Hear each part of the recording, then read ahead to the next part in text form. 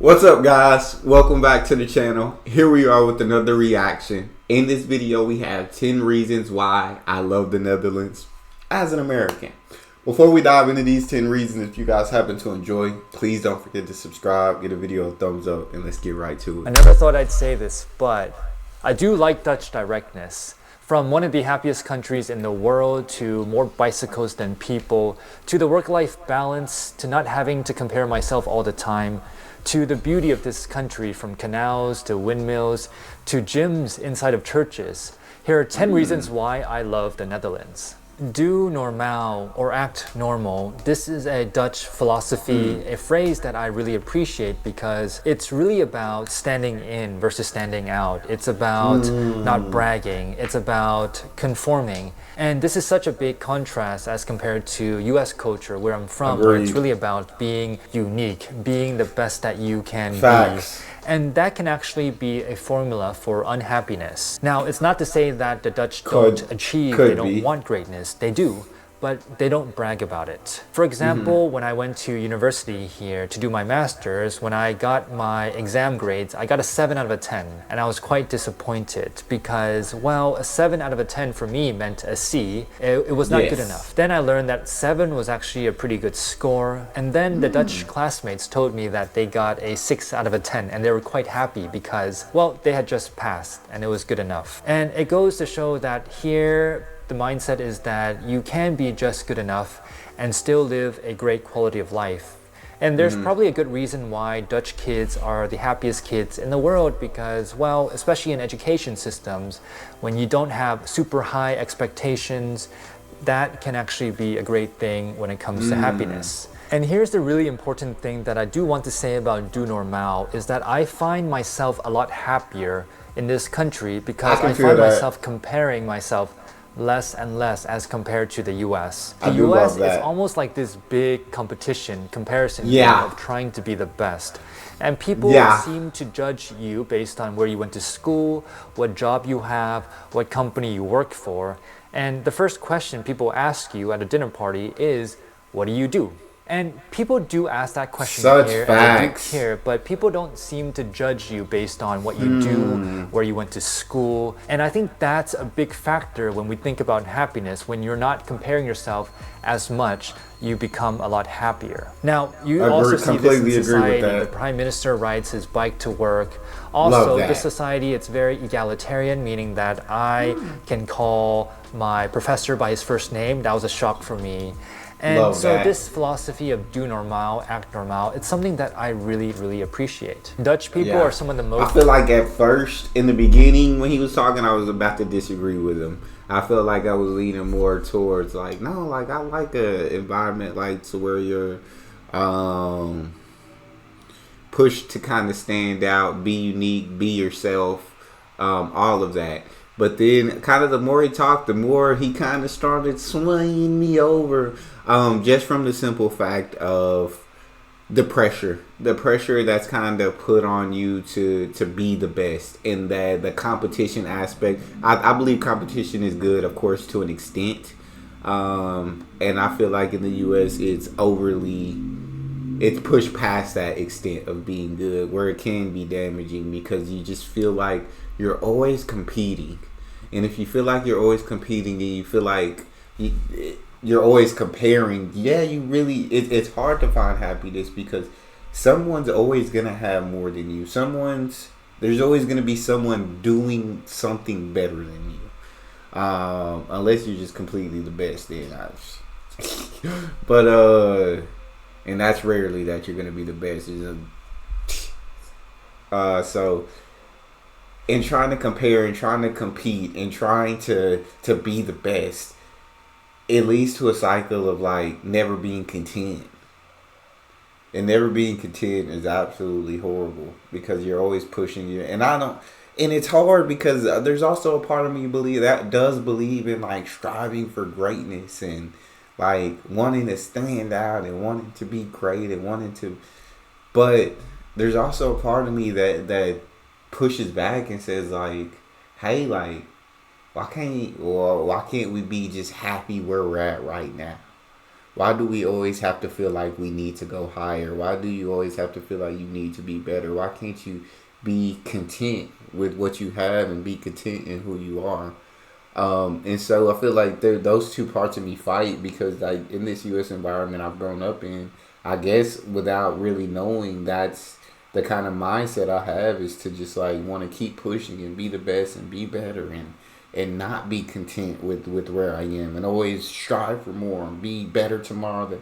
Instead of just saying, you know what, like I got my health, the bills are paid, I have an incredible family, like just be content and happy with what you have in the moment. That doesn't mean you can't strive for more, but be happy with where you are. And so I feel like he definitely kind of swayed me, and I absolutely love that. Sorry I was talking for so long, but he definitely made me think on that one.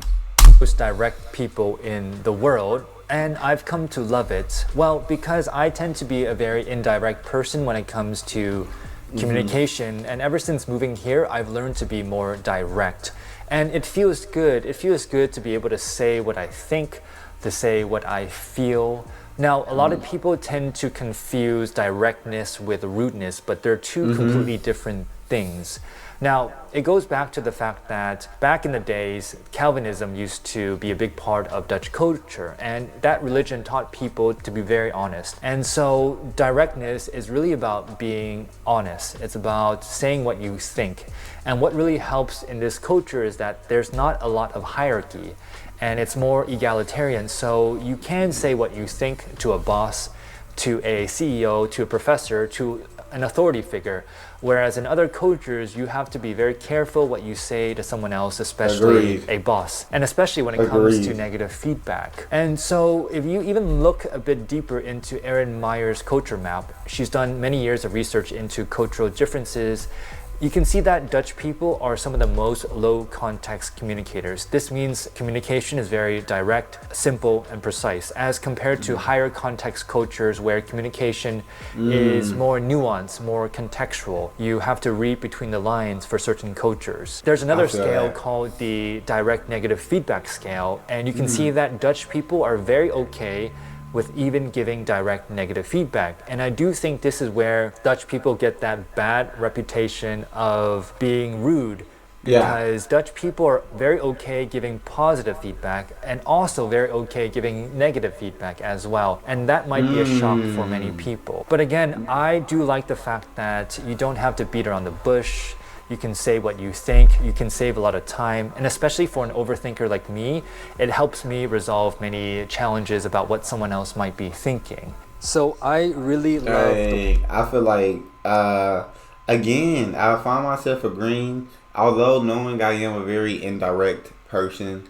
Again, I think just because of kind of how I've grown up, like, especially here in the U.S., where people get offended by everything, and offended so easily, and cancel culture, and you just feel like you're always nervous to say the wrong thing, because you might get put on blast, and it's a lot. So you just like try your best to not be.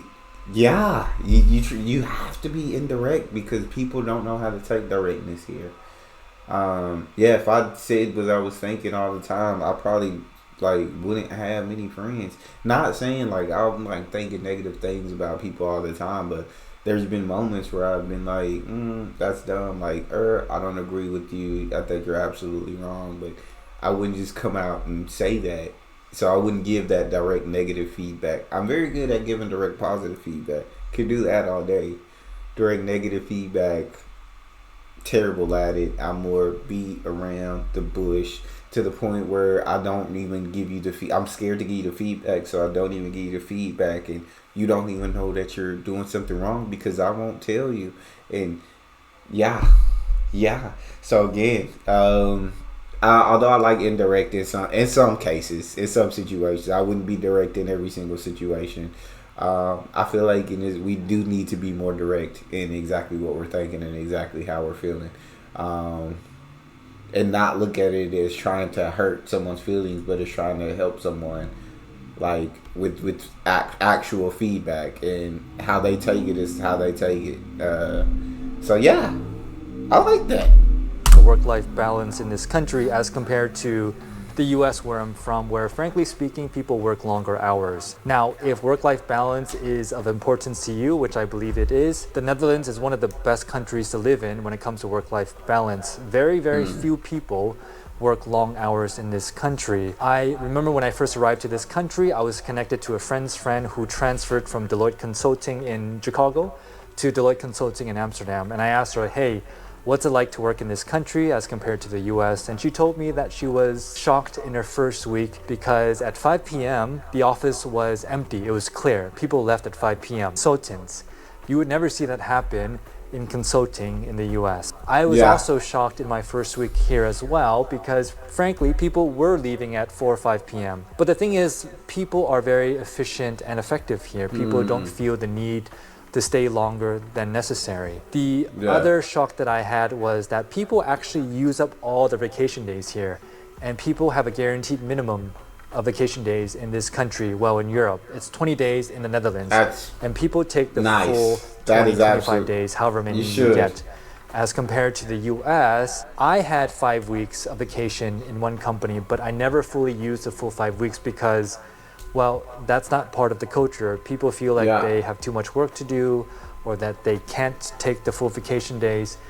And that's very different here. People laughed at me, my colleagues, because I didn't take the full 25 days. I frankly did not know how to take vacation in my first year in this country. But now I wish I had 6-7 weeks because, well, that's part of the work-life balance in this country. The other thing that I really appreciate is the fact that when you talk about mental illness and burnout, this is one of the most burnout-friendly countries in the world, because if you suffer from burnout, which is recognized as a mental illness here, then you can take sick leave and the company will pay 70% of your salary up to 2 years.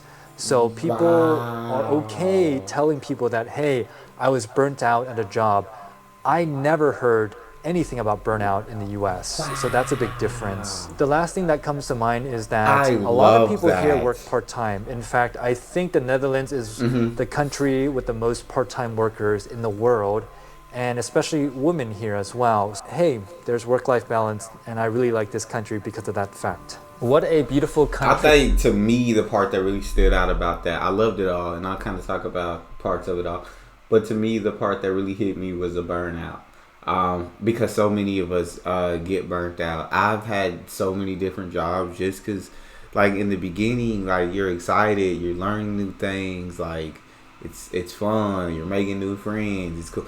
But then you just start to burn out. Even on YouTube, there's been moments where, like, I've just hit a wall and I'm burnt out. And sometimes there's been days in the past where I've thought about, like, I don't know if I want to continue doing this, because it's like, I don't know, I just get burnt out on things, and when you do it so much and you have to do it every day, and I guess sometimes you hit a wall. Sometimes when you run out of challenges, and that's not on YouTube, that's not a problem, because you feel like there's always more challenges, there's always stuff you could be better at, there's always different content you can make, there's always a better way to do thumbnails or a better way to edit, and so I don't run into that issue. It's just like, but there's certain jobs where at a certain point you just can't really learn anymore, and you're not facing those challenges. You're not, I guess, motivated to come to work. You feel like you just hit a ceiling, and at some job, you just burn out. You're mentally exhausted. You're mentally done. I love the Netherlands, bro. The Netherlands sounds absolutely amazing. It sounds like they truly do care about the people. They truly do care about their employees. And I seen another video that was like, although there's like incredible work-life balance, like he said, when they're at work, the Dutch are incredibly efficient, like to the point where I think the other video they was like they work through the breaks. Like, you got a sandwich, you eating at your desk. You ain't taking an hour break, you eating at your desk. But when that clock hit 4 or 5, the office is empty. Nobody's staying because now it's time to go. And so they're very good at splitting work and home life, because at home, we're not answering emails. Don't call me. When I'm at work, I'm at work. I'm not bringing nothing at home into work. But when I'm at home, and I'm not bringing no work into home. So I feel like, yeah, y'all do have an absolutely incredible work-life balance. Like, dang, I'm loving this video. To live in, from the windmills to the canals to the bicycles to the steep stairs to the narrow houses.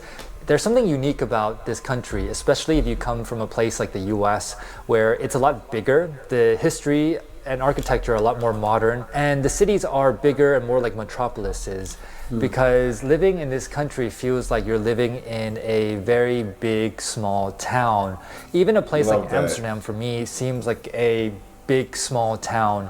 I remember when I first moved here, I lived in this Dutch canal house, and that was such a unique experience because it was 400 years old. Wow. And even walking up and down the stairs, you could see that those stairs, there were dips in those stairs because people had walked on those steps for over 100 years. And it's not just Amsterdam. Amsterdam is beautiful, but this country is full of hidden gems that most people don't know about.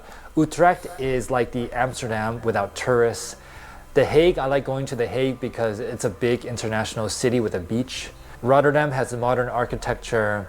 Delft is actually my favorite small town because, well, it's very small, cute, and it's known for Delft blue, Delft pottery. Actually, I moved to this country because of Maastricht, where I spent 1 year studying. And I remember watching this YouTube video of Maastricht, and I fell in love with it. It seemed like a fairy tale. And when I lived there, I would go and cycle into the countryside. 1 minute I'd be in the Netherlands, the next I'd be in Belgium, the next I'd be in the French-speaking part of Belgium. And something that comes to mind is in the wintertime, yes, the weather sucks, but sometimes the canals will freeze if it gets really cold. Ooh. And that is such a special experience where you see people ice skating on the canals, and you could actually walk on the canals yourself as well. And it just seems like you're in this walking painting. You see all this old architecture around, smiling faces. That's such so a awesome. special experience. So the Netherlands, a very small country, but there's so much to see, do. And speaking of architecture, did you know that That's so awesome. I've seen multiple videos about different cities in the Netherlands. And it absolutely is a beautiful country with so much going on inside of it. percent of all churches in this country have been converted into non-religious uses, such as apartments, gyms, bookstores. What a cool way to make use of churches that are no longer in use. When I lived in Maastricht, I actually went to a gym inside of a church. And I remember running on the treadmill, lifting weights, and looking around, looking up, and thinking to myself, wow, I'm lifting weights inside of a church. Who would have expected that? But that was a really cool experience. And the Dutch have this very innovative sense of making use of space in this country because it's not the biggest country in the world. So you really have to be creative in how you use space in this country. Did you know that in the Netherlands there are 17 million people and 23 million bicycles? That's wild. It's a country built for cycling. I mean, the country is flat, for better or for worse, but that's great for cycling. And it doesn't take a doctor to tell you that if you cycle more, that's going to be better for your health as well. I remember when I lived in LA, I would drive 2 blocks just to go to my local supermarket. And now I can't imagine not having a bike. I bike everywhere, from the supermarket to work to shopping. I used to go to the gym just to cycle, but now I cycle every day. It's also quite efficient in terms of systems. You have subscription services where you can rent a bike for a day, for a week, for a month, for a year using swap feeds. At every train station, they have these OV feed stations where you can rent a bike for a day for about €4. And did you know that in the Netherlands, 50% of all public transit trips start with a bicycle? Everything is connected. This is sustainable transportation. The bike lanes, the roads, the public transportation, everything is connected. So the bike lanes feed people to go into public transportation. And that's not only great for people's health, but that's also great for the environment as well. And public transportation. I feel like I did see so many videos. If you don't know the Netherlands is a biking country, you don't know anything about the Netherlands. They absolutely love to cycle. Like, you heard the stat, 17 million people, 23 million bikes. I've seen all the different parking facilities for bikes, and I find that absolutely amazing. Like, you got your parking facility right in a public transportation, so you hop off the bike into a tram where you go to your destination. You probably got another bike waiting for you, and you bike, and then that's like super dope. And like you said, you don't need a doctor to tell you that getting that exercise in is very healthy. Like, I feel like besides biking, cycling, they also love to walk, and so that's absolutely helpful. And it's a beautiful thing for the most part when it works. But from my experience, it works most of the time. The options are endless, from trams to metro, buses, trains, bicycle, by foot. And it's a really small country. You can get anywhere within a day. When I used to live in Maastricht, I would do day trips to Amsterdam in the north, and I would get there within 3.5 hours. And many stores, they sell these day passes for 20 euros, and you can travel anywhere in the country within 24 hours. And if you work for a company, many companies will often pay your public transportation costs if you need to commute to the office. So sustainable public transportation, it works in this country for the most part. Almost every single Dutch person I know speaks perfect English. And that's because the Netherlands is the country with the highest level of English, where English is the second language. And it makes it easy, very easy, for someone to come travel here, to do business here, to work here, to study here, to live here, because the Dutch speak great, almost perfect English. And it makes sense because, well, the Netherlands is a small country, but they have a long history of being business people, tradespeople. And if you want to do business with people from around the world, you need to be able to communicate. And because the level of English here is so high, it makes it easy for people to come work here, to study here. In fact, I came here to do a master's, English only, in Maastricht. And because it was an English only program, I was able to meet people from around the world, from around Europe. And also in the workplace, the same is true as well. In many international companies, English is the method of communication in the workplace. And that attracts a lot of people. It creates this very diverse international mix, which I really appreciate as well. When it comes to safety, the Netherlands is one of the safest countries. I feel, again, know about the public transportation. Absolutely phenomenal.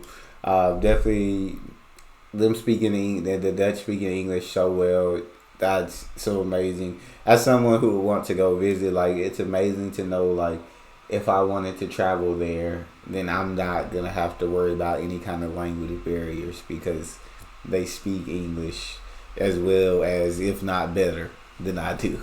Countries to live in the world. The crime rate here is quite low, and that's something I really appreciate, the fact that I can go out daytime, nighttime, and feel safe. Women tell me this as well. And even if I go to, say, a bad neighborhood in this country, it doesn't even feel that bad or unsafe. I've never felt unsafe in this country. As compared to if I go into a bad neighborhood in the US, I definitely do feel tense and a bit unsafe. There are many factors. One factor is that, say, something like guns are not allowed in the Netherlands, whereas they are allowed in the US. The other thing is the homeless population in the US. I'm always shocked when I go back to a place like San Francisco and I see homeless people everywhere downtown. Many of these people have mental problems as well, which is sad. And when you have mental people walking around the streets uncontrolled for, that can also be dangerous. Now, when it comes to crime in the Netherlands, your bike will probably get stolen, but that's about it, petty theft. And I'll take that any day over, say, the crime, say, in other countries. And that's something I really appreciate about this country. And for those of you who aren't from Europe, and if you come from a place like the US, one really cool thing about being in the Netherlands is that you are in the center of Europe, and you can travel very easily. I know for many it's not a surprise, especially if you live in Europe, but when you come from a place like California where you're driving 6-7 hours and you're still in the same state, here in this country, when you drive 6-7 hours, you could be in 2 different countries. And what I do love is being able to take a train from Central Station in Amsterdam and being in Central Paris and Central London in 4 or 5 hours. That's very unique. And also being Yeah. able to take these budget airlines and getting from one country to another country within a few hours, that's something that is very unique and amazing about living in the Netherlands. There you have it, 10 reasons why I love this country, the Netherlands. And I feel like I've only scratched the surface. I've been here for about 4 years, and I feel like there's still so much for me to learn about what makes this country great. What about you? What are the reasons why you love this country? Please leave them in the comments below, and we'd love to hear from you. Take care. That's legit amazing. I really loved all his 10 reasons. Safety, of course, is always going to be absolutely high on anyone's list when it comes to moving somewhere, relocating, traveling, anything. You want to feel safe. And for the Netherlands to be that safe, it's absolutely phenomenal. He gave 10 great reasons, some reasons that really made me kind of think about life here in the U.S. and kind of think about my mentality and how I look at things. And I really love that. Y'all let me know what you guys thought about it. If you enjoyed, please don't forget to subscribe, give the video a thumbs up, and check out the next one. I'll see you guys next time.